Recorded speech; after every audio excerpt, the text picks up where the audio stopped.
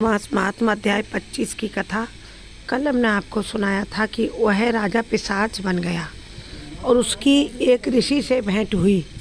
पिशाच कहने लगा कि हे ऋषि, केरल देश का ब्राह्मण किस प्रकार मुक्त हुआ, यह कथा कृपा करके विस्तार पूर्वक कहिए। देवदूती कहने लगा, केरल देश में वसु नामक वाला एक वेद पारंगत ब्राह्मण था।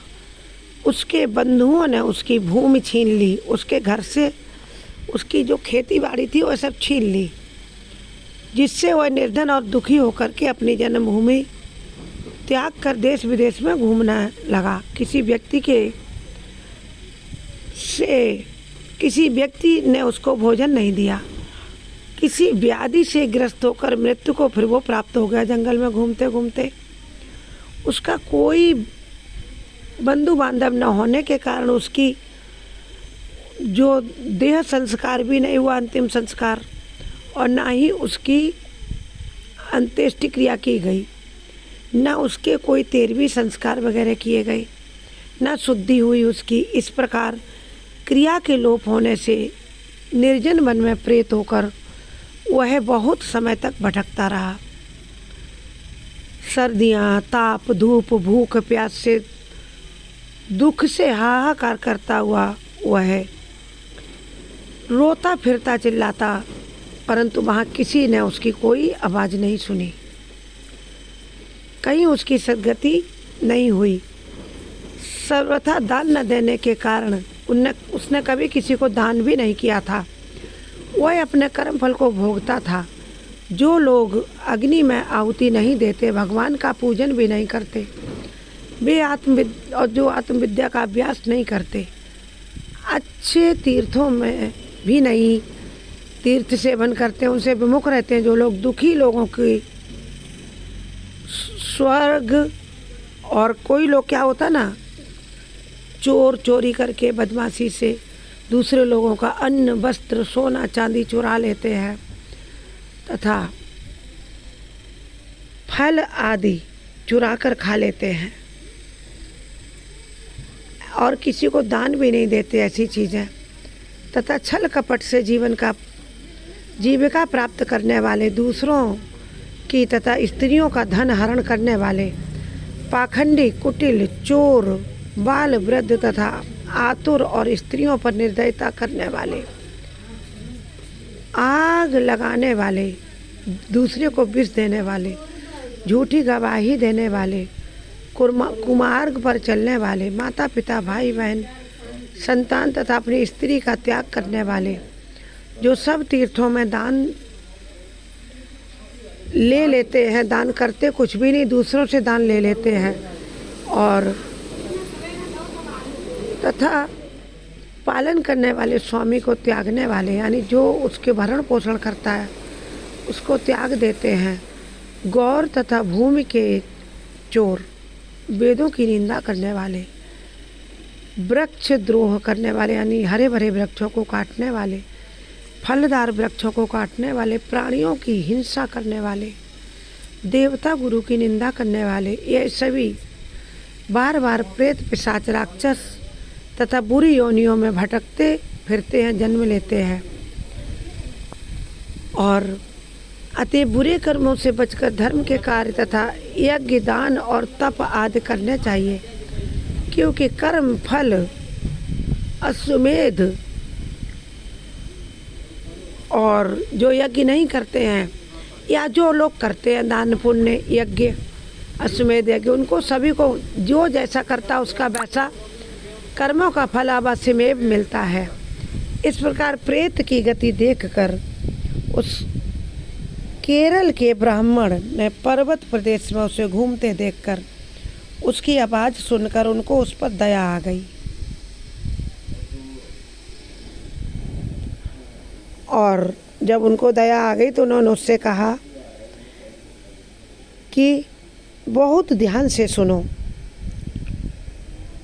ब्राह्मण कहने लगा कि उस पर्वत पर अधिक समय रहने के कारण एक रास्ते में एक पथिक को देखा उसने, जो 2 मटकियों में, गगरियों में त्रिवेणी का गंगा जल लिए हुए जा रहा था। हर्षपूर्वक भगवान के चरित्र का वह गान करता जा रहा था, भगवान के कीर्तन करता जा रहा था, नामों का संकीर्तन। प्रेत ने उसका मार्ग रोककर कहा कि तुम डरो मत, तुम इस गगरी का जो तुम लिए हो ना मटके, उसमें जो त्रिवेणी का जल है वह तुम मुझको पिलाओ। मैं बहुत प्यासा हूँ, यदि तुम मुझे वह जल नहीं पिलाओगे तो मैं तुम्हारा प्राण ले लूँगा। देवदूती कहने लगा कि दुखी, दुर्बल, नंगे, मुरझाए हुए तुम कौन हो? पैरों से पृथ्वी को स्पर्श न करके क्यों चलते हो? लोमस ऋषि बोले। प्रेत का यह वचन सुनकर वह कहने लगा कि मेरे ऐसा होने का कारण सुनो। प्रेत कहने लगा, अब कारण सुनो, मैं ऐसा क्यों हूँ। मैंने कभी ब्राह्मणों को दान नहीं किया, अत्यंत लोभी, क्रियाहीन, दूसरों के अन्न से पलने वाला। मैंने कभी किसी को भिक्षा भी नहीं दी, ना दूसरों के दुख से दुखी हुआ, और प्यासे प्राणियों को मैंने कभी जल तक नहीं पिलाया। मैंने कभी छाता, जूता, अन्न, वस्त्र कुछ नहीं दान किया, ना किसी को जल का पात्र, पान या औषधि किसी को दी, ना मैंने अपने घर में कभी किसी अतिथि की सेवा की, ना उसको ठहराया, ना सत्कार किया।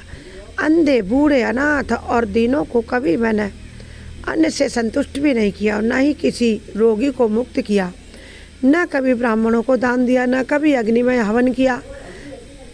वैशाख आदि मास में मैंने कभी स्नान भी नहीं किया, किसी को ठंडा जल भी नहीं पिलाया, ना ही मैंने बड़े या पीपल का कोई वृक्ष लगाया, ना फलदार वृक्ष लगाया, ना किसी प्राणी को कभी सेवा की, ना बंधन से मुक्ति या कभी किसी कोई व्रत नहीं किया, ना शरीर को तपाया, ना भगवान का भजन किया, ना कीर्तन किया। इस कारण मेरा पूर्व जन्म सब बुरे कार्यों में व्यतीत हुआ। मेरे पूर्व जन्मों के पापों के कर्मों के कारण ही मेरी यह दुर्गति हुई है। इस वन में व्याघ्र, भेड़िए से बचा हुआ मांस तथा जंतुओं के खाने से गिरे हुए फल, वृक्षों पर लगे हुए सुंदर फल तथा झरने का जल सब ही मिलते हैं, परंतु देव इच्छा से मैं कुछ भी नहीं खा सकता।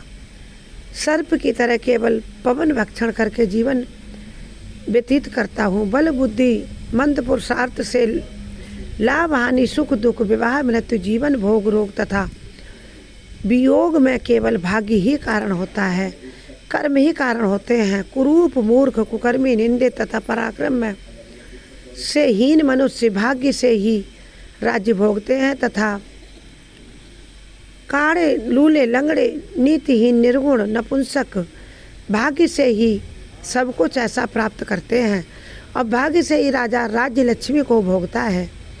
पर्वत पर भी बलवान राक्षस रहते हैं, जिनमें से कभी कभी कोई कहीं कहीं वन में फिरते हुए अपने कर्म के अनुसार अन्न जल प्राप्त करते हैं, परंतु आपको उनका भय नहीं होना चाहिए, क्योंकि धर्मात्मा पुरुषों की उनकी पवित्रता ही रक्षा करती है। ग्रह, नक्षत्र, देवता सर्वथा धर्मात्माओं की रक्षा करते हैं, क्योंकि वे धर्म के मार्ग पर चलते हैं। यह पिशाच आप जैसे भक्त की तरफ आंख उठाकर भी नहीं देख सकते। ऐसा लोमस ऋषि ने उस ब्राह्मण से कहा। यह सुनकर ब्राह्मण शांत खड़ा हो गया।